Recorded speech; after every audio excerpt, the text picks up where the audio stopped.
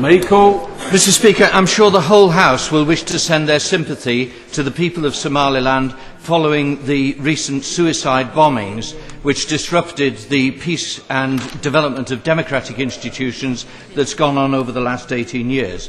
When our Right Honourable friend visited Cardiff recently, he met leaders of the Somali community, and I was particularly proud of the young Somali women from Fitzallen High School and the young Somali men from Butetown and Grangetown who said that they wanted to help to build links back into the Somaliland community. Will ministers encourage the diaspora to be involved, particularly in work with schools in Somaliland? And will my honourable friend join me in looking at the possibility of internet links to help build pupil-to-pupil and teacher-to-teacher contacts between us and Somaliland? Yeah. Mr. Speaker, we also utterly condemn the appalling bombings that took place, and I join my right honourable friend in offering condolences and sympathy to all those affected. And I would like to commend my right honourable friend for the work that he does in support of Somaliland.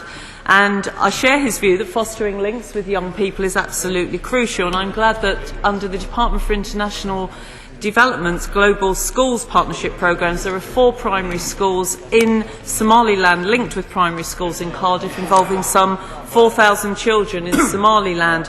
But it is the case that we need to have virtual links between the schools, and so I'm glad that the British Council is developing the online element of its Connecting Classrooms programme to enable links to be made between parts of the world, particularly where those areas where travel is dangerous.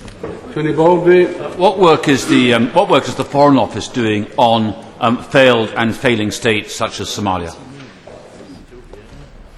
Mr. Speaker, we constantly work with the relevant governments but also the relevant non-government organisations in order to support the development of governance, rule of law and, of course, their development to improve the lives of the people in those areas. Thank you very much, Mr. Speaker.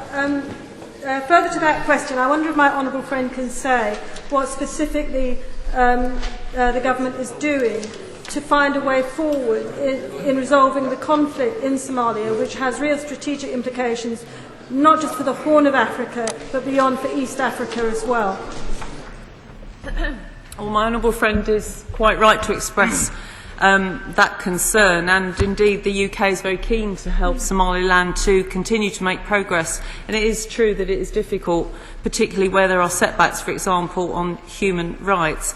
But it is a political solution that is needed, and we work with all of our international partners to get that.